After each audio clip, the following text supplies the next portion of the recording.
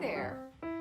My name's Emily Trask, and I'm the literary associate and also a resident artist here at PCPA, Pacific Conservatory Theater. And I just want to give you some helpful hints on how to read a play. How the heck do you read a script? So, first things first, good news, there is no right way to read a script. There are no inherent rules to follow. You can't do it wrong.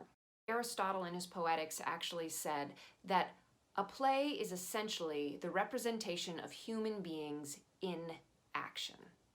So a play script is really kind of a living document. It's both typically the starting point of any theatrical production and the starting point where most of us first engage with the play, and then it lives on past the ending point of any production. So once the set comes down and the costumes are put away and the actors go home, the script remains as sort of a residual composite of the art that has occurred live on stage. Unlike a novel, plays often permit multiple interpretations. Nevertheless, each interpretation needs to be in support of and supported by evidence found in the script. Because of this, reading a script, if you're not used to reading scripts, can seem at first a little unsatisfactory or unsatisfying and maybe even puzzling, because essentially a script is meant to be a blueprint demanding from both its reader and its interpretive artists a kind of imaginative creation by what is implied on the printed page. So how is reading a play different than reading a novel or a work of nonfiction or an essay? Drama requires readers to contribute more than most forms of fiction. Well, a play is distinctive because it's written primarily in dialogue.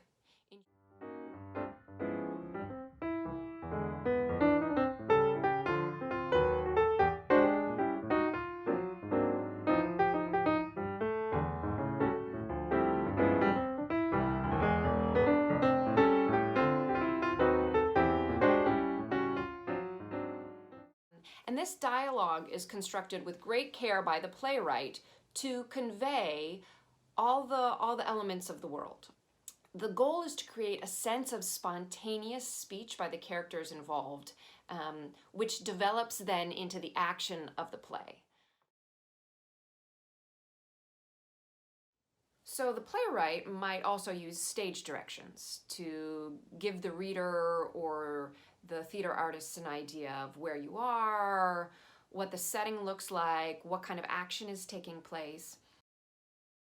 Shakespeare contains almost no stage directions to speak of. Most of the clues to the characters' relationships, to what's happening on stage, and also to the spectacle, like lighting or design in any way, are implied in the dialogue and must be sought out.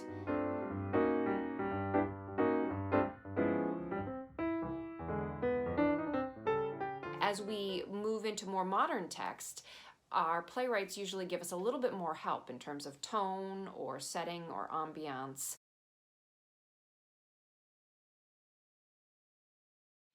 Another thing that differentiates reading a play script from a novel or a work of nonfiction is where the thought lives. And let me unpack that a little bit. So, meaning in drama, the meaning of the story, is usually implied rather than stated directly.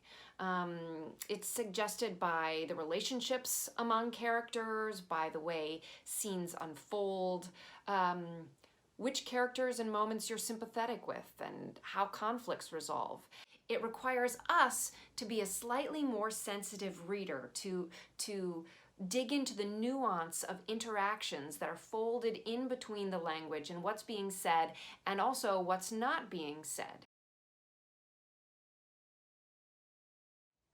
One of the things that I do when I read a script, almost inadvertently, is I cast the characters in my head. A lot of times they'll just show up as I'm reading. So it can be this character is actually being played by a family member or a friend or someone I met at the grocery store, because it gives the character a through line that I can follow more easily in the play in my head.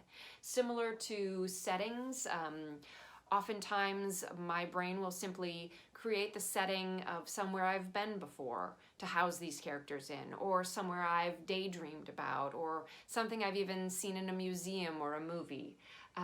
This is great. This is the magic of a play script, is that it starts to water all of those little creative seeds. So while a novel is divided into chapters, a play is typically divided into acts and scenes. And this is really vital, not only for when you're reading it, but also for when you're seeing it. Because one of the mediums that theater works in is time. If this play is lasting 2 hours and you're sitting here watching the play for 2 hours, how do we divide that time up so that the story travels optimally? When I'm reading a play, I usually like to take just a little pause in between scenes and acts to sort of recalibrate and catch my breath so that I can dive back in, as would be if I was experiencing it live as an audience member or if I was working on it as a theater artist. Another piece of advice I'd give you is don't worry about getting every single word and every nuance right away.